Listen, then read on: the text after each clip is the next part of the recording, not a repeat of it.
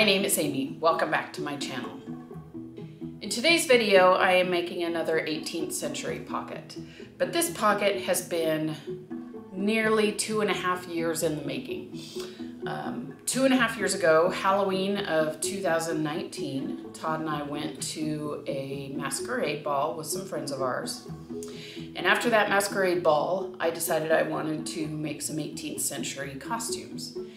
So I started looking into the costuming and what it would involve and all the pieces of it. About 6 months later, I had my whole costume planned out and ready to go. I used my embroidery machine to make the pockets that I ended up creating for that costume, which is the black and white striped dress, and I will put a picture of it here. But at the same time, I also sent the embroidery pattern and the fabric to embroider on to my sister, who does beautiful hand embroidery. She worked on embroidering 2 pocket panels for me, and I just got them back a little bit after the first of the year this year.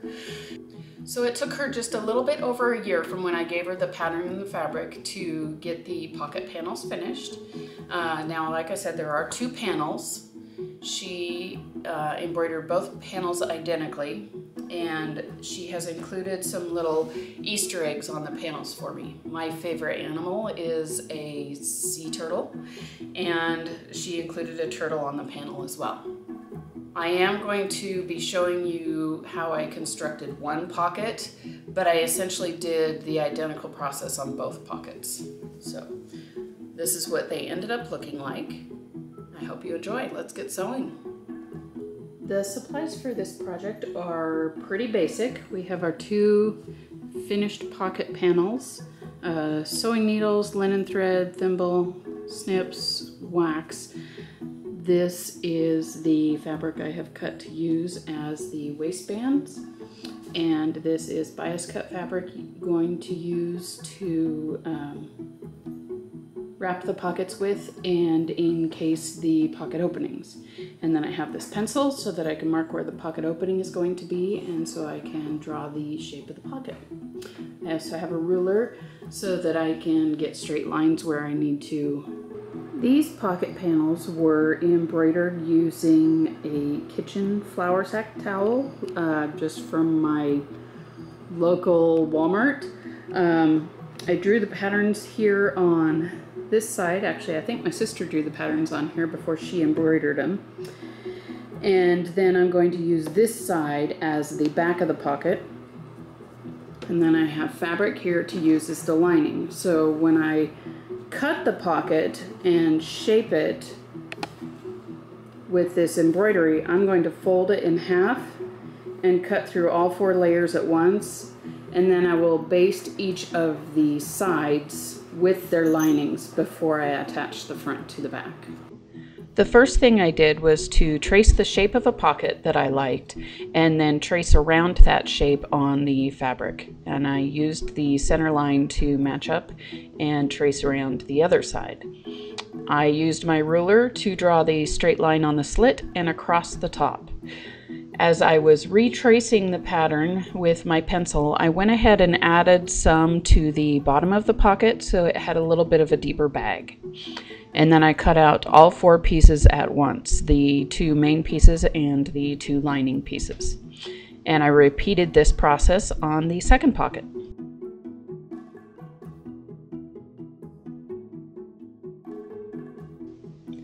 After the pockets were all cut out, I basted all 4 main pieces to their corresponding lining pieces using really large running stitches and a waxed linen thread. I apologize. I also thought I was in the frame much better than I ended up being for this section. I also basted down each side of the pocket slit so that when I cut it open, the lining stayed attached to the main fabric.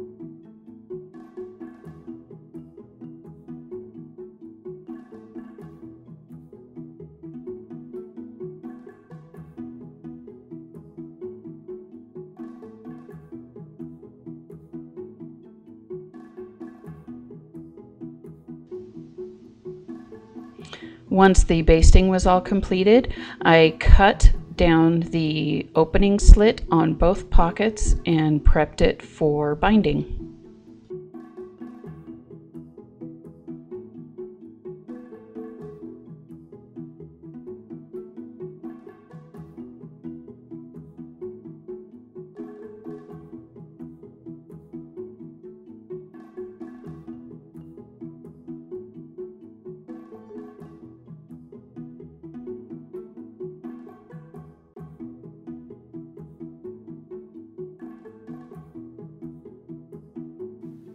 So I have each of the 4 pieces basted together with its lining piece, and I've cut the slit for each pocket, and now I'm going to add the bias binding on the slit, and I'm just going to do that by sewing this down. I'll sew it down on the right side, flip it over, fold the edge under, and slip stitch it on the inside.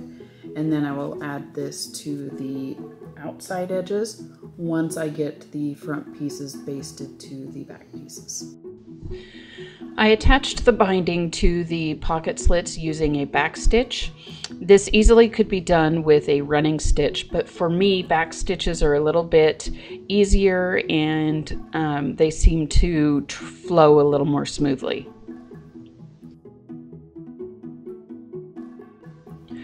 I don't remember when or how my sister learned how to embroider, but I know that when she was living in Poland, she learned Polish traditional embroidery, and she is just amazing and does beautiful work. I am really thrilled that she agreed to make these pockets for me. I am going to treasure them forever.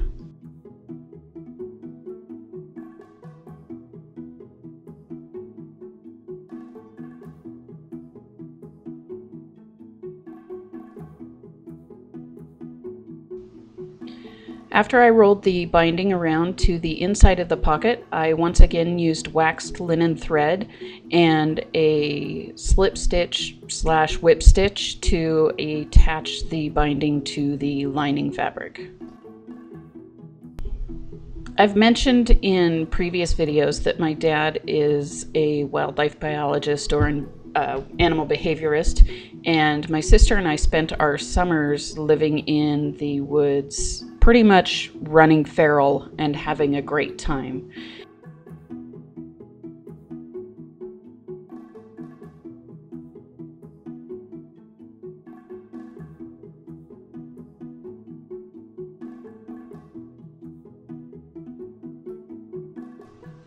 Erica with the Windy Yellow Hair by Mary Travers. Erica with the windy yellow hair, dancing through the day or moping by the stair. My joy to know my Erica with the windy yellow hair. Yesterday I met her running home from school. Her face was tear-stained, she didn't know I knew, but I do. Today she had a song to sing and a poem she knew, and with a kiss and a hug she dashed away, she had things to do. I do too. Lithesome child, I turn with care when viewing you on step or stair. All my hope and love for you, my Erica, with the windy yellow hair. After I finished binding the pocket slits, I basted both pocket fronts to the pocket backs around each of the edges, and then I removed the basting stitches from attaching the main fabric to the lining fabric.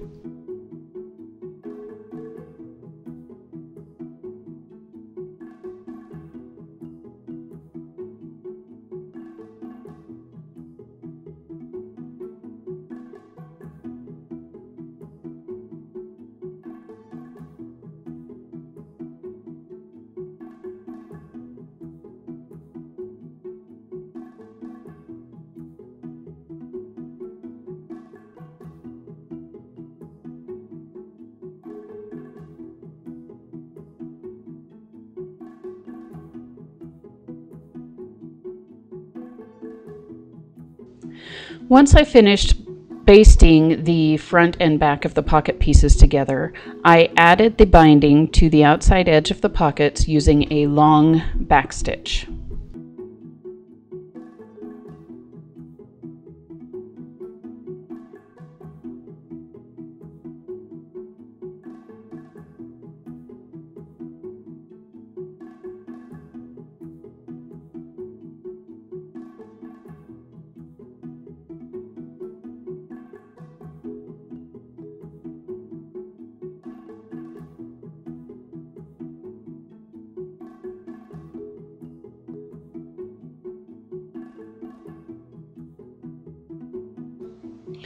Once I finished attaching the binding to the front of the pocket, I folded around to the back side and sewed it down using a whip stitch.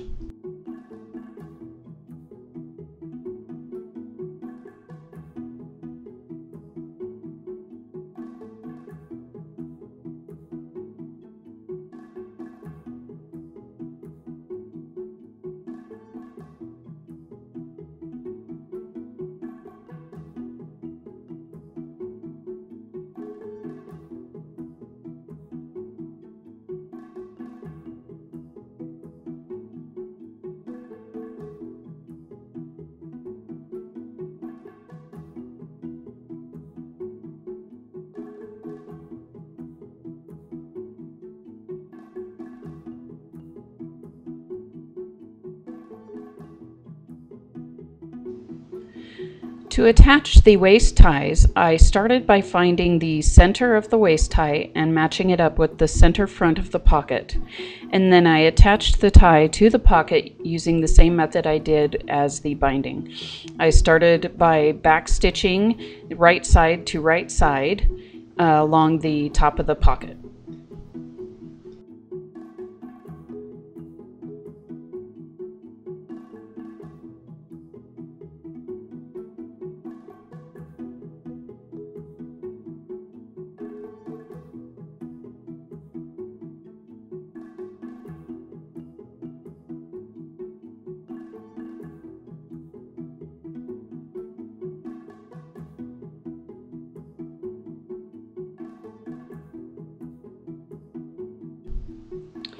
When I finished attaching the waist ties to the top of the pocket, I started at one end of the waist tie and whip stitched it closed along the end and then along the long edge until I reached the back side of the pocket. When I reached the back side of the pocket, I used small slip stitches to travel across the pocket and then once again whip stitches on the remaining long edge of the waist tie.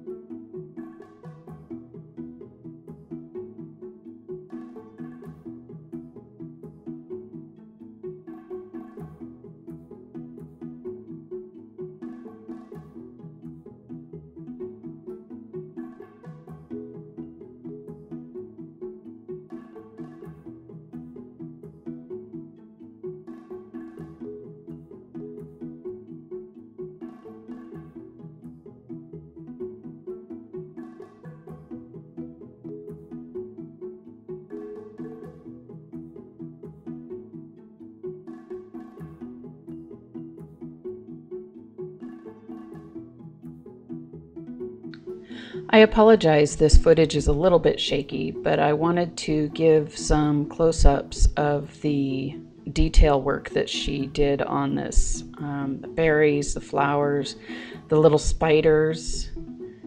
It's all just amazing. She did a fabulous job. And there's our little hidden sea turtle. I hope you enjoyed today's video. If you liked the video, please give it a thumbs up. And if you'd like to see more content from me, go ahead and subscribe. And if you hit the little bell, YouTube will let you know every time I upload.